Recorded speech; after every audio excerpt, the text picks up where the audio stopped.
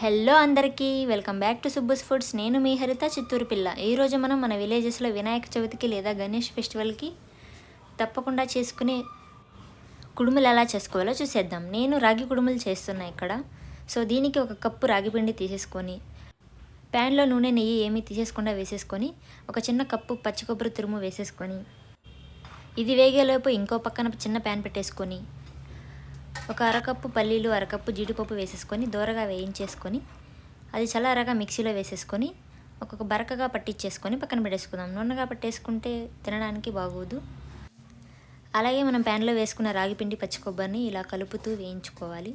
మనం కలుపుకుండా వదిలేస్తే మధ్యలో మాడిపోయే ఛాన్సెస్ ఎక్కువ ఉన్నాయి. మనం మార్చేయకుండా బ్రౌన్ కలర్ అయ్యేంత వరకు వేయించుకొని పక్కన పెట్టేసుకుందాం.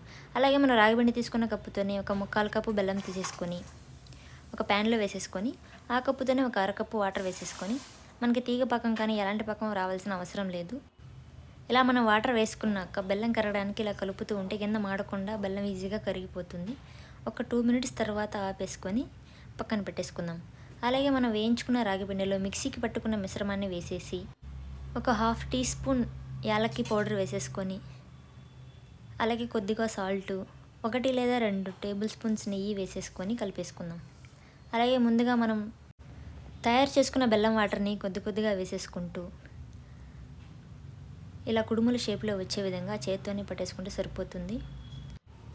ఇలా అన్నిటినీ ఒక ప్లేట్లో పెట్టేసుకొని పక్కన పెట్టేసుకుందాం. ఇప్పుడు మనం ఒక ఇడ్లీ కుక్కర్ తీసేసుకొని అందులో ఒక్కొక్కటిగా పెట్టేసుకొని మీకు నచ్చితే ఆయిల్ లేదా నెయ్యి కొద్దిగా రాసుకోవచ్చు. నేనైతే ఏమీ రాయలేదు. సో ఒక 10 నిమిషాలు ఉడికించుకుంటే సరిపోతుంది. విజిల్ కుక్కర్లో అయితే ఒక 3 విజిల్స్ వచ్చేంత వరకు ఉడికించుకుంటే సరిపోతుంది. ఉడికించుకున్నాక ఇలా ఉంటాయి మన గణేశుడికి ఇష్టమైన అండ్ హెల్దీ రాగి కుడుములు రెడీ.